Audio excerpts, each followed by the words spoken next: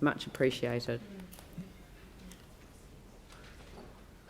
Right, the next item on the agenda is the draft submissions on the National Policy Statement on Urban Development and Highly Productive Land, which is helpfully closing on the 10th of October 2019. It sounds like it's very, very close. So I will hand this over to staff if you'd like to give a brief outline. Thank you. Sure. Yes, so yeah, like the previous item, there are two national policy statements that are also out for consultation at the moment. One's on urban development, one's on highly productive land. The urban development one is about providing sufficient capacity for the next 30 years for housing and business, and enabling the cities to grow both up and out. And the highly productive land national policy statement is more about protecting highly productive land from urban development. So the two obviously have some interrelationships. In terms of our submission, the key points really are we have highlighted the unhelpful timeliness, as we've mentioned before, around the election period. We've also highlighted that a lot of this is around providing, for a lot of the urban development one is around providing quantity of housing, and it's not so much emphasis on quality or amenity, and we'd like to see more of that. Bit of a concern that there's a one-size-fits-all approach, and that we're not facing the same issues as Auckland, and so a more tailor-made approach should be considered. There's also a lot of cost to implement this,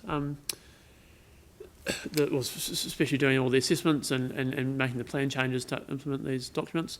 And so obviously this is not something that has been funded, or we don't have any additional funding to deal with these costs, so that's a concern.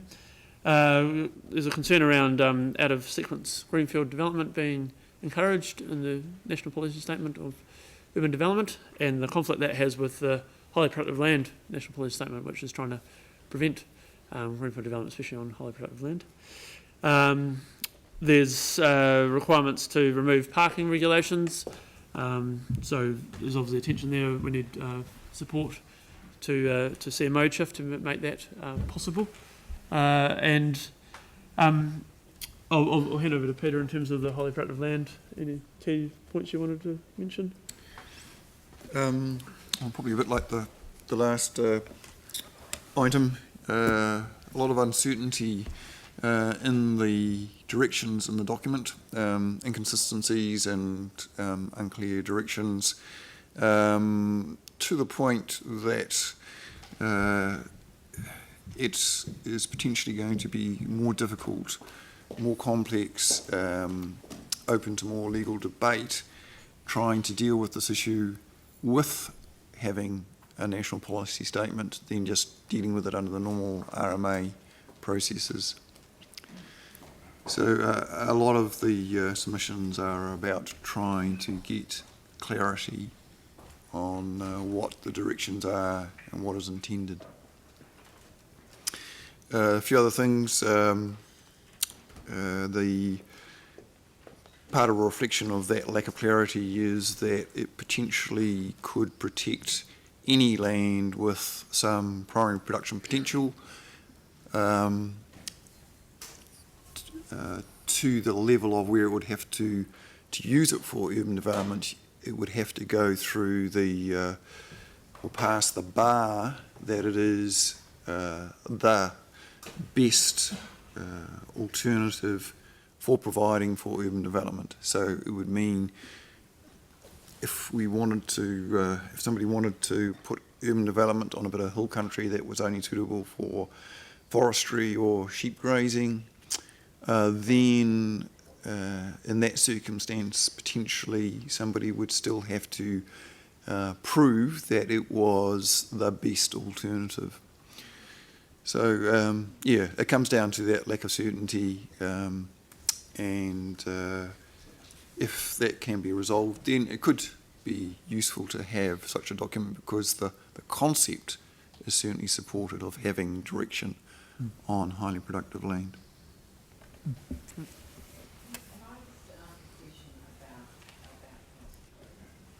Microphone on. Can I ask a question about the sort of the issue for a lot of residential areas? So we've had provisions in our district plan for intensification for some time.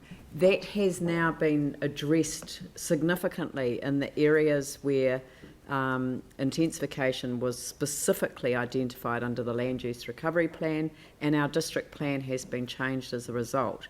I know that, and I've looked at the community board response to this, and I understand completely where they're coming from, because, you know, I remember walking down one of the streets in Riccarton with members of the local Riccarton Residents Association, members of the community board, local councillors, and observing firsthand the impacts of a change in zoning, which saw, you know, sort of the 3-bedroom villa on a large section knocked down and replaced with 3 to 4 townhouses, each with 3 to 4 bedrooms, and each bedroom being rented out separately. You know, and the reality was a street that previously had considerable amenity was suddenly a parking lot in its own right, and just streets on cars stuck into corners inside the driveways, cars stuck on footpaths, stuck on berms, stuck on the road, you know, and just seeing the devastation wrought. And I don't think I fully understand that times are changing.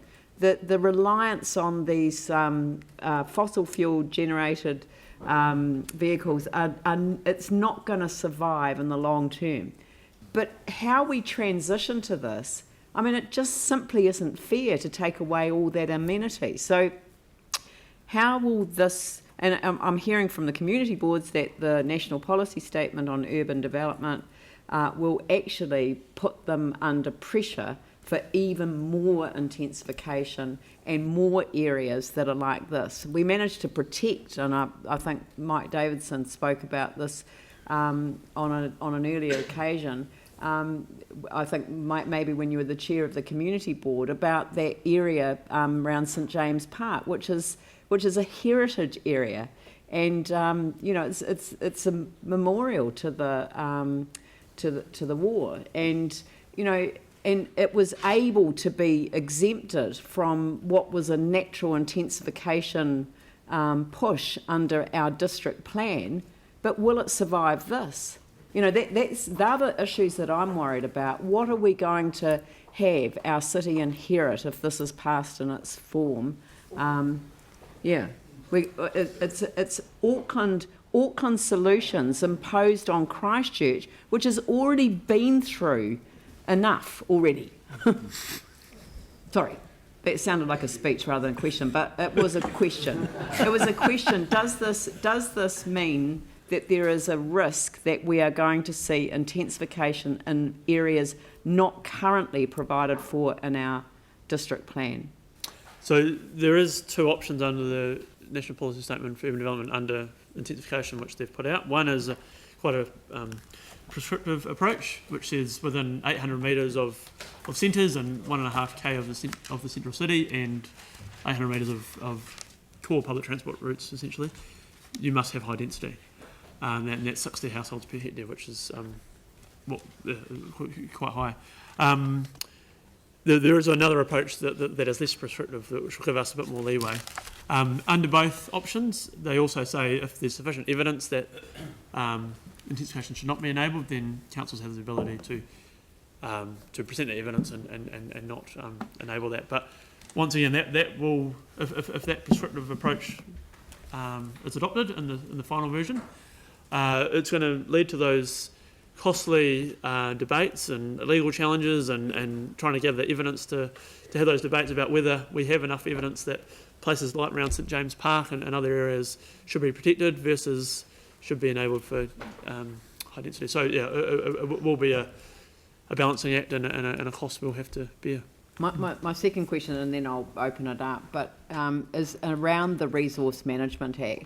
I don't think people, and our district plan and how they operate together, I don't think people understand why these intense developments are allowed without any notification and without any input from the local community who is impacted by that. So the government has said that they've got the RMA under review, but I don't see that as being a helpful review in the context of this sort of national policy statement. Yeah, so the RMA review will happen after this. They're looking at having some recommendations before the next general election next year, and then it'll be put before the Parliament in the next term. So this will go through, if it does go through before that. So yes, this will happen before any RMA changes. But do the public, I mean, I'm getting the impression that the public do not understand why they don't get notified of intense developments in their neighbourhoods because it's permitted under the district plan, or its effects are deemed to be no more than minor, when in fact from a community point of view they're considerably more than that. Yeah, if it's permitted, then yes, there is no public notification because there's no consent required. No. Yeah.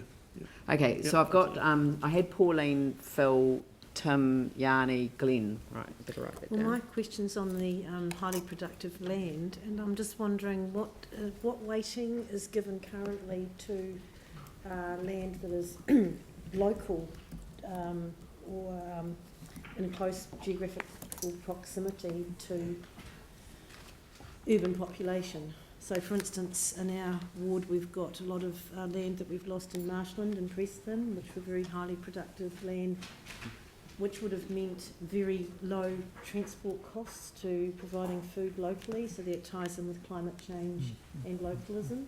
So can you tell me what sort of weighting is given to that? Is there any in protecting that land? And should there be? Yes, it certainly has always been a consideration in the review of basically the urban development strategy for Christchurch, for Greater Christchurch. The situation in Christchurch is that there are limited options for further expansion of the urban area. When you think of things, if you think of Christchurch, you think, okay, well, we've got the sea out east, we've got the Port Hills to the south, we've got the airport water recharge area to the northwest. To the southwest is, again, more highly productive land. Christchurch has very few options, and that unfortunately is one of the difficulties for a number of cities in New Zealand, in that it is hard to find land near the city that is not highly productive land. And so it always comes down to weighing up how all the different values that land has to determine whether or not growth should go in that area or somewhere else. Exactly. So where do we put our view that under no circumstances, if a city becomes full, it's full, you need your land to grow your food. Otherwise you go up. Well, that's That's a part of view. the intent of Yeah. this policy statement. Okay. As long as it's in there. I've got Phil, Tim, Yanni and Glenn. Thank you. My first question is about the transport part, and I think early on in the submission you certainly refer to the fact that there's no mention in the document in relation to central government funding or support for transport, even though it's clearly a major factor. And then, on our page 480, there's one in section 32. You've clearly got future public transport business case. We've done that, and we'd welcome further support from government. But what I'm a bit puzzled about is that when it comes to 35, we seem to be getting fairly soft. And because the comment at the submission just says central government may need to provide support. So I'm just wondering, can we please be firmer about and consistent about the real need for supporting the public transport business case. Yeah, we can be strong on that point if you. Thank you, David. My other question really is about similar to Pauline's in terms of where we emphasise the need for using versatile soils, and I just thought under climate change, could we also include clear reference to the need of versatile soils, for example, around local horticulture and food production? Sure. Yep. Thank you. Tim? Thank you. And this information, so it's 800 metres of a key activity or a centre, 1.5 kilometres from the central city. How does that affect special character areas like Church Square, Beckenham Loop and others like that? Because it seems through the processes that we went with rushing through the district plan, through the independent hearings panel, we have streets of high character and special characters such as Studham Street, which has a line down the middle of it, which is totally ridiculous. And we've had one section there intensified with 4 dwellings, which were questionable, and 3 are still for sale since they've been built, which is some time. So how does that affect these areas? Yeah, so I mean, if they go with that option in the final version, there isn't any reference to character areas per se, but there is. So there is a reference that it has to be within 800 metres of these areas, except where there is evidence that demonstrates intensification should not be enabled. So if we would have to provide the evidence that these character areas are these areas that should not have intensification, that should not be where intensification is enabled, and we would have to provide sufficient evidence to be able to get that through an RMA process to protect it. So yeah, it puts more onus onto councils and more cost to provide the evidence and push back against. Can we, because I know that we're getting some changes through the residential, through the section 71. So do we need to do something to strengthen our character areas? Well, we can do, but this is a national policy statement, so we must give effect to it. So it overrides a district plan to a certain extent. But as it's a national policy statement that overrides everything, so I guess goes back to the start of my question: do our character areas have any protection at all if they're within 800 metres of a key centre or 1.5 of the central city, which is Church Square and Studham Street? Yeah. So under the draft, there is no mention of character areas, so they don't have any blanket protection.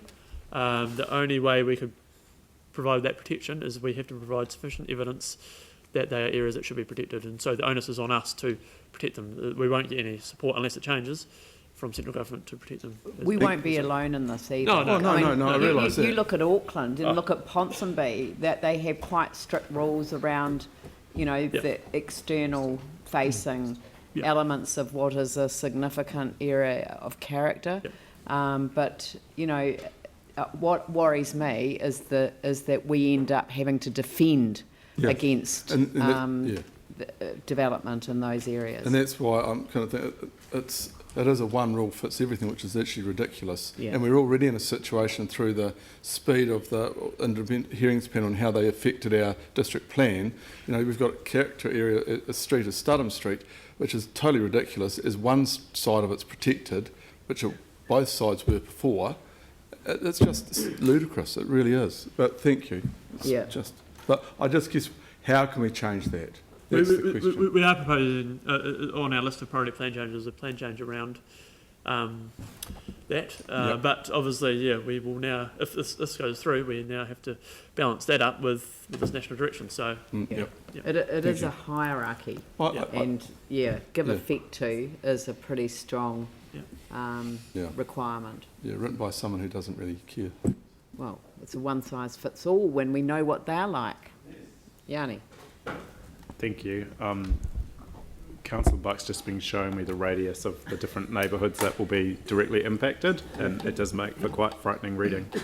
I just wanted to pick up There on are some images the online, point submission maps. that the Mayor has made, and I just refer you to the consultation or the discussion document, and we're on the page 15. It talks about how the MPSUD, NIPSUD fits in.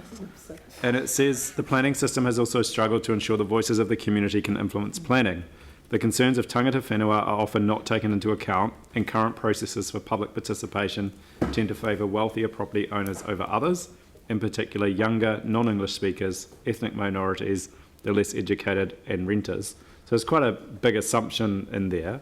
But at the heart of that, what I can't see in this document is any recognition of what to do to counter that community planning deficit. So I was just wondering, in terms of our submission, if you'd considered, or if we could add support for a community planning centre, or maybe tied into environmental centres where people can actually get the advice and get information and advocacy in terms of participation, a bit like the community law centre.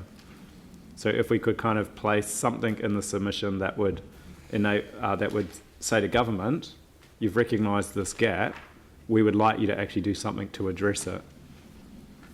Yeah, we can definitely include something about increasing local and community involvement in this whole process. But, you know, with respect, if the RMA does not allow notification, you can say that we'll consult with whoever we like.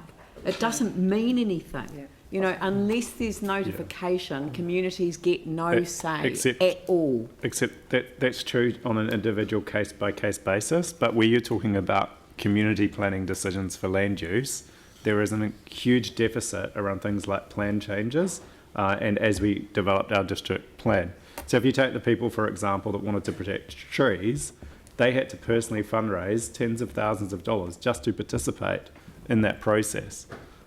So, you know, I do think, I mean, there's obviously the individual issue, which I agree needs to be addressed, but at a kind of community planning level, I just think we should be really strong in our submission around, you know, if this does go ahead, and I don't support a lot of the stuff that's in here, I have to say I find it quite alarming, but we should be asking, I think, for resources to be put into communities to participate in planning, especially because they've identified it as a gap. And that's at the front end. But all of this is appealable to the Environment Court, and as soon as you get into the Environment Court, you get the, you know, and that's why plan changes take years and years and years. And it's actually why we had the fast-tracked independent hearings panel process, was to reduce the time spent in appeals.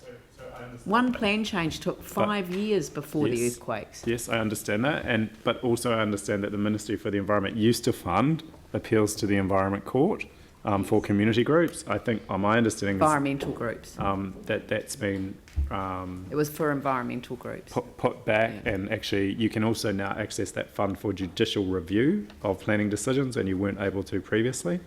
I think from the 1st of July. So, you know, but I do think in our submission we should be highlighting that there needs to be resource to address those planning deficits. But, you know, again, front end, that's really important, but there is also the fact that you end up in appeals, and appeals are done on legal evidence, expert evidence, and even the council can't direct, management can't direct, and we can't direct. Let's face it, like, you know, if you look at the assessment of effects and how that's done, it's a cottage industry of people hiring experts to support their position. Yes. And basically those that can afford to get advice that supports their position tend to get what they want, and those that can't end up suffering. And the very first statement in the affidavit that the person has to sign off on, so they have to, you know, put in an affidavit of evidence, is that I'm not being directed by the people that I'm giving evidence for. I'm using my expertise. I've got Glenn, Vicky, Sarah, and then back to Tim.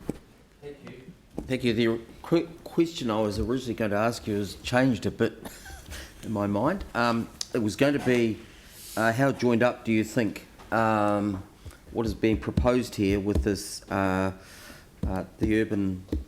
National Urban policy statement with RMA reform, but you look at the terms of reference for the RMA reform, mentions things such as remove unnecessary complexity, reducing complexity of consenting processes. So it touches on what the Mayor mentioned in the beginning.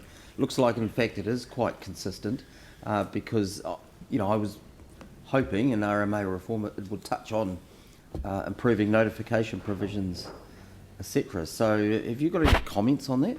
Do you feel, in fact, it is quite in line with that reform? Or we've already got those statements in our strategic objectives about essentially not putting in any rules that are, you know, not 100% justifiable, and streamlining the process and having minimal notification, etc. So it's probably not going to be anything new for us.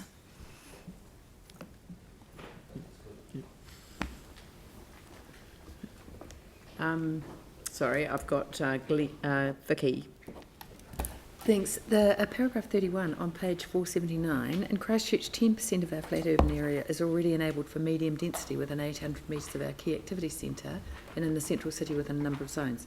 This policy approach, blah blah, if the council were required to adopt the approach of this around our centres, this would increase to 60% coverage.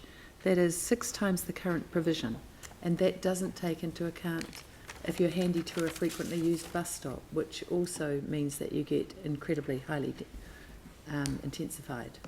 Do we have, like, so I'm reading from this that there are actually thousands and thousands of house owners out there, or residential dwellers, whose living situation would be majorly impacted by this change if it were to go through. That, for example, if you do the 800 metres around all of the shopping centres, the impact in somewhere like Merivale would be amazing, and Lower Riccarton would be incredible, especially on the north side of Riccarton Road. And just throughout the city, the impact would be colossal, and then you'd never want to designate anything a key activity centre because you get the intensification around it. So the airport will remain exempt from being a key activity centre for a very long time, I'm assuming. But then if you go to a frequently used bus stop, how is that defined? I mean, if you've got a bus stop outside your place, are you automatically intensively zoned? Like, do we know, if you did a map of Christchurch, this must affect thousands of residents? Yeah. Sorry, that's sort of a question. Would you like to comment on that? Sorry. Yeah, I mean, look, we have tried to map it. It's one of the issues. So that's only one option in the document. There is a less prescriptive option that will give us more flexibility in terms of where high density goes. But if they go with that prescriptive option, there is still a lot of words in there, like frequent bus stop and centre, that is open to interpretation as to what is a frequent bus stop. What is a defined frequent as bus centre? stop? If you have 3 buses, is that so frequent? The National Policy Statement doesn't define that. There's no definition. There's no definition. So it could be whatever they like. And that's part of our submission. We're hoping that they provide more clarity on that before they pass this, because it's going to be up to us to try and interpret it. And then, so if they go with that option, we've got 18 months to do a plan change to 18 months to rezone all these areas.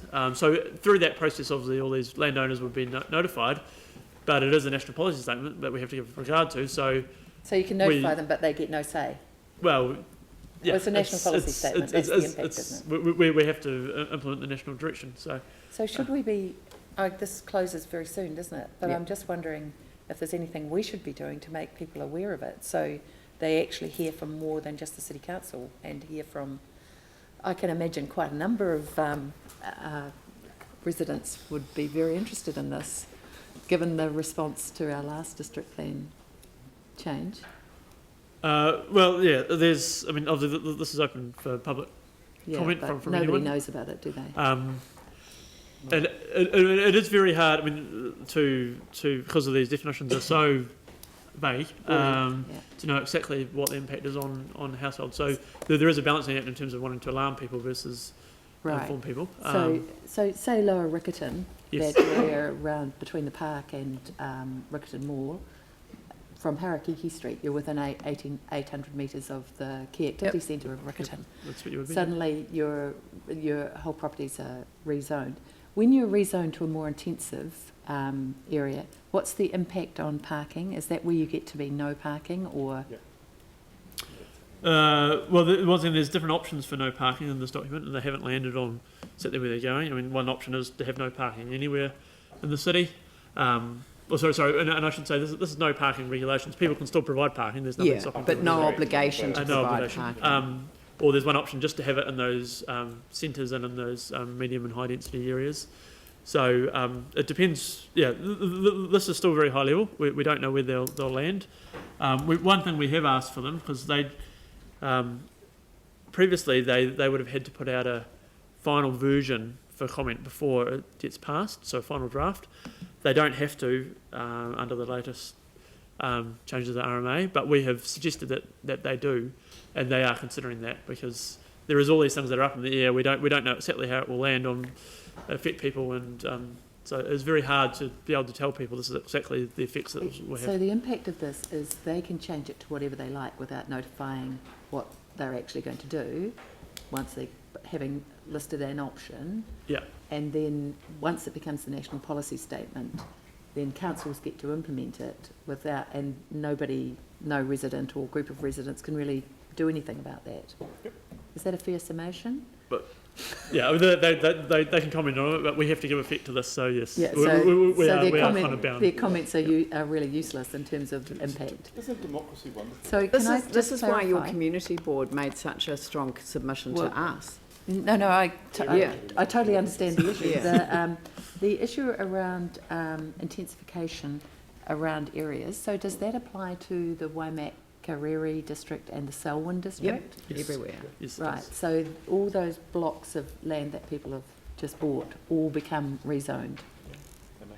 If this goes through in its current form, then within 800 metres of the Rangiora town centre and within the Rolleston town centre, Carboy, Rolleston, Kaiapoi, yeah, or Lincoln. yeah, the same rules apply. Yes.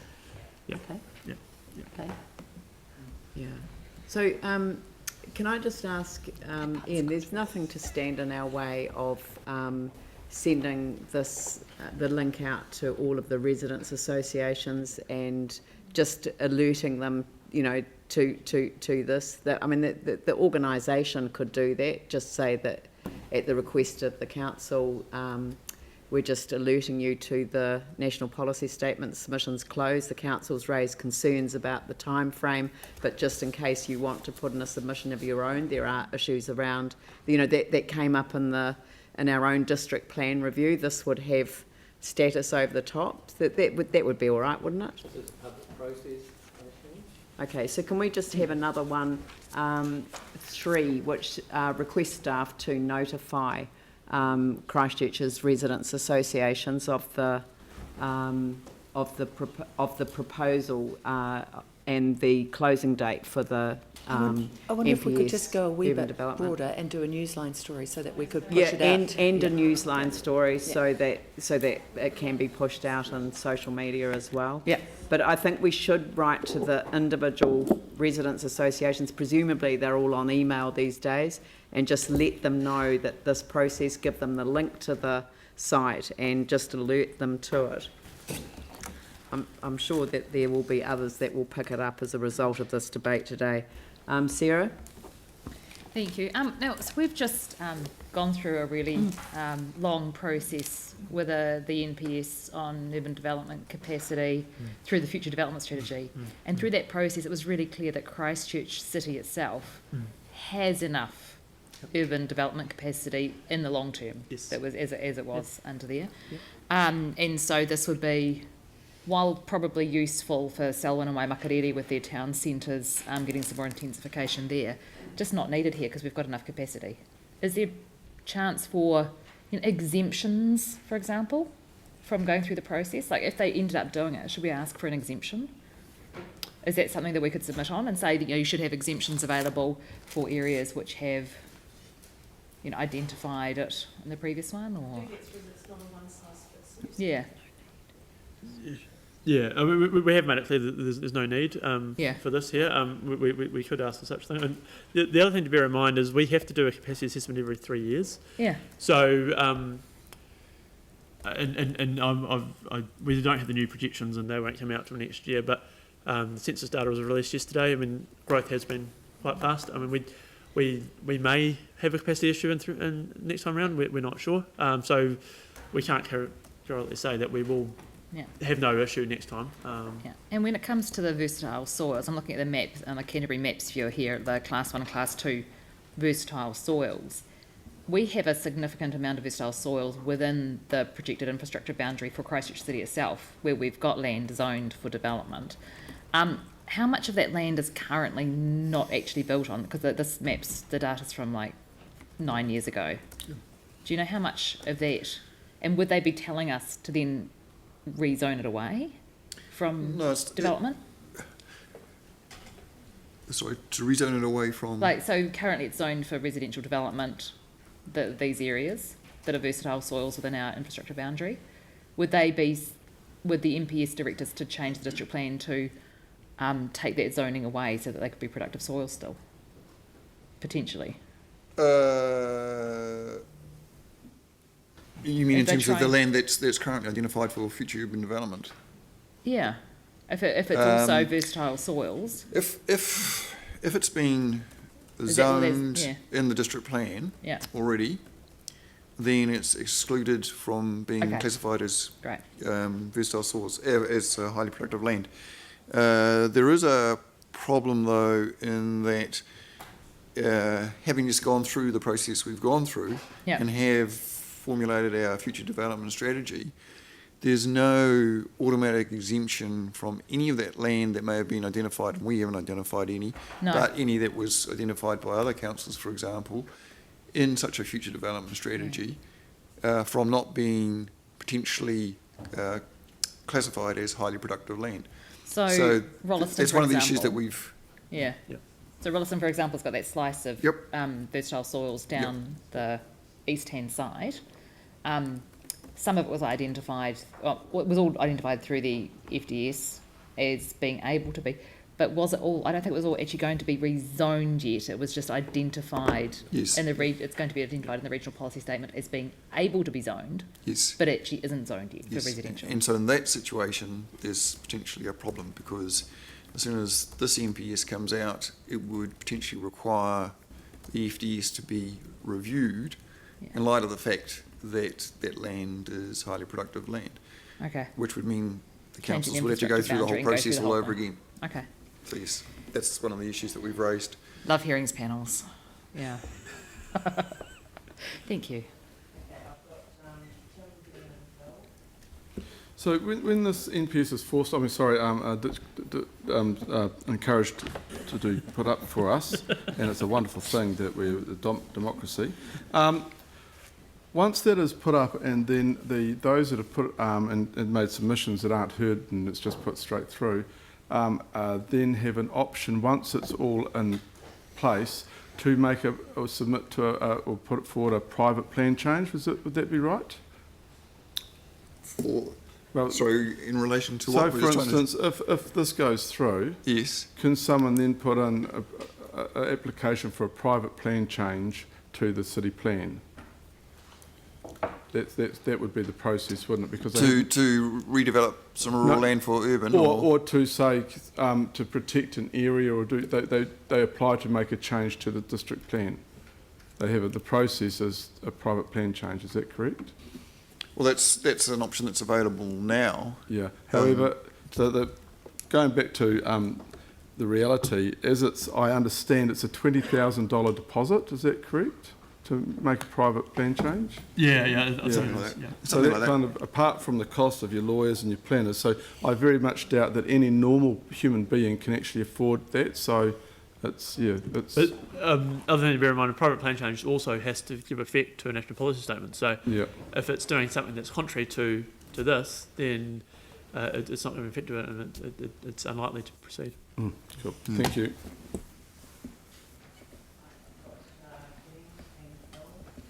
Thank you. I note the concern in the submission on page 477 over the framework unlikely to provide adequate prescriptions and tools for local authorities to tackle affordable housing. So in terms of the kind of cascading of the statements and district plan, etc., I mean, what is the degree of descriptiveness and prescriptiveness rather and autonomy? So it's you know, it's very, you get your national statement, it's very blah on it talks about affordability, but it's not providing any tools. Does it just make our life a whole lot harder when it comes to us wanting to put tools in place to give effect to affordability in our district? Would it, you know, what I'm picking up from this is it would just make our lives a whole lot easier if it was far more explicit. Yeah, and I suppose one of the approaches that the government are trying to do through this is increase the quantity of housing. So, and they're doing that under the premise that the more housing there is, the more housing we enable, then that will mean that houses are more affordable, more available, and there's not constraints on housing.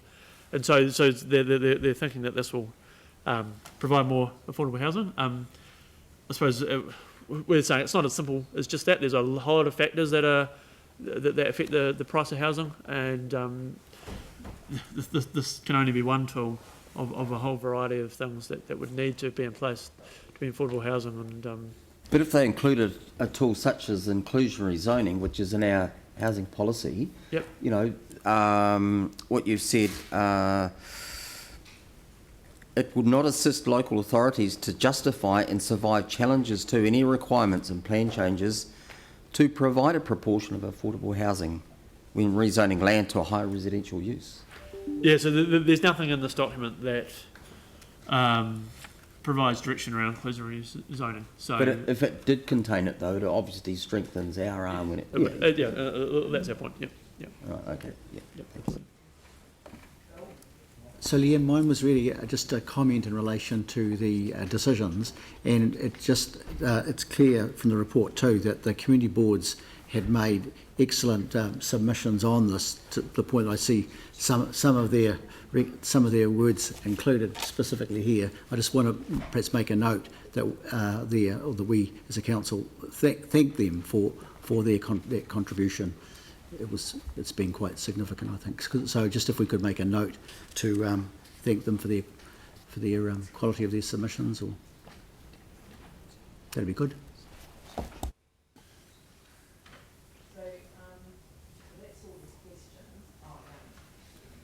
I move an amendment to our 5.1.11 where we actually ask for.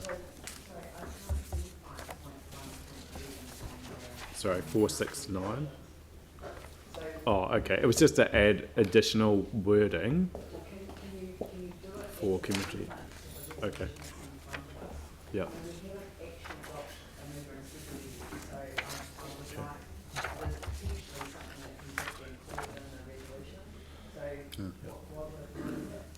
Well, I think you could just, under 2, delegate staff the ability to provide the Ministry for the Environment, Ministry of Primary, any additional technical comments that support the council's submission, and ask that they strengthen the community involvement section.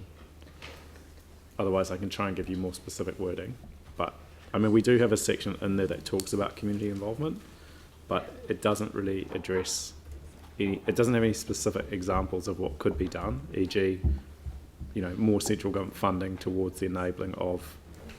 Rather than regarding these as an additional text and comments, why don't we approve the draft submissions on the proposed national policy statement with a further strengthening, so put that to the end of that sentence, with a further strengthening of the community relating to community involvement, which is 5.1.11. That would be really good. Yep. And the only other thing I thought is it's quite good to have like real life examples in these. And I don't know if you remember the window in Eli Street that couldn't open because the garage was built so close, or the one in Studholme Street, I think it was. Yeah, Studholme Street. Yeah.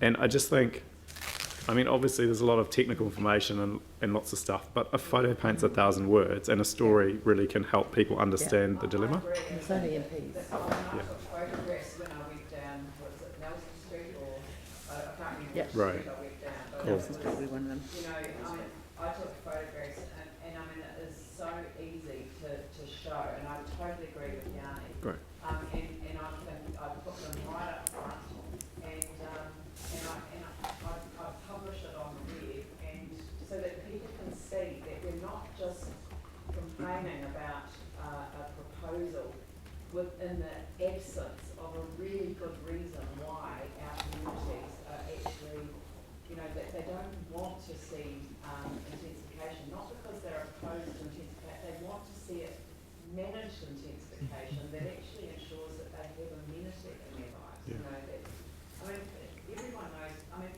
building and stuff, so that's why we've got enough land, we've got plenty, we can put thousands more inside the 4 avenues without creating an environment that's too intense and not without sufficient amenity. So we can do it, but these are,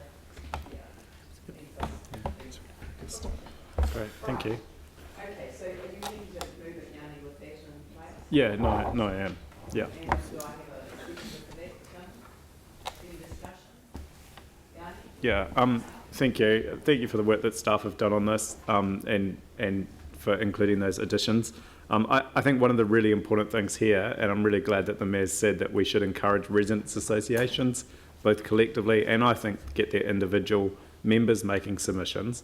We need as many people as possible to submit to this, given the significant impact it could have on our community. So anything we can do to generate community awareness, I think as a council we should be doing, because we know only too well the implications of central government forcing us to do things in terms of land use planning that our community doesn't like. We've had example after example post-earthquake of that, and I think even before the earthquake, the limitations of the RMA were quite permissive.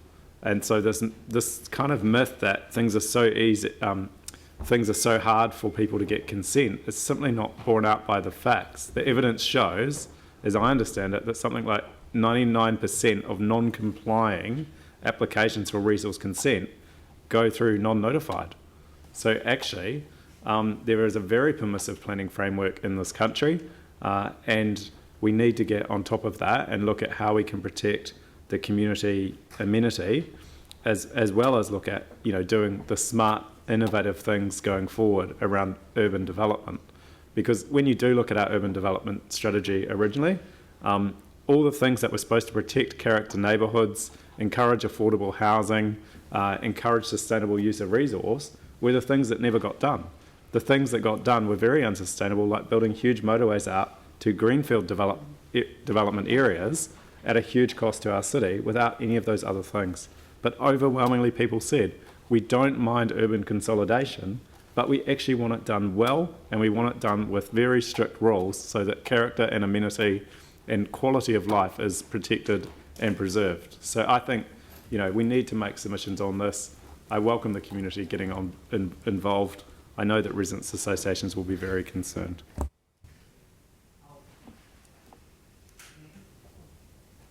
Yes, thank you. It's this is really critical. Housing affordability won't happen by accident, and we need tools to ensure that we can actually deliver on things like housing affordability. And I think the point 21 on page 477 highlights how councils can be left on their own to try and fight this, like Queenstown, which for years has tried to provide for housing affordability, but without a national policy statement that actually gives you the tools in the first place, you can see what's going to happen. It's just not going to happen. On that note, we might have excess housing stock in Christchurch, but we still have housing shortages in some sectors, such as social housing, and we will need to provide for that in the future, or we're going to be in big trouble. The second point I'd like to make is on the intensification. I guess I've concluded that good process is good speed. So if you take the community with you in the first place, if you really do want to speed up the process, take the people with you. we all know that notification provisions, if you've been a member of the Regulatory Performance Committee, that they've degraded over time. I mean, you know, John Higgins has provided those graphs showing how they've declined. This could make it worse. So we have to present a really strong submission on this and really, you know, tell it like it is. It's really critical. Sarah? Just quickly, I mean, Christchurch is all right for now when it comes to urban development capacity. And the business as usual kind of projections show that we will be in what they call the long term, sort of up to 30 years. But that's discounting what future councils are actually going to end up facing, probably within the next decade. And that's starting to make decisions over how we're going to cope with the influx of what will be climate refugees. A huge percentage of the world's population over the next 100 years, 50 years, 20 years, will be on the move. Our Pacific Island neighbours are going to need somewhere to move to in the medium term. And that's something that we will have to grapple with. We will need direction from the government, and we will need to have really good structures around intensification. And so that's something that we will need to turn our minds to in the future. Thanks. Thank you. I'll put the motion. All those in favour say aye. Aye. Those opposed say no. That's carried.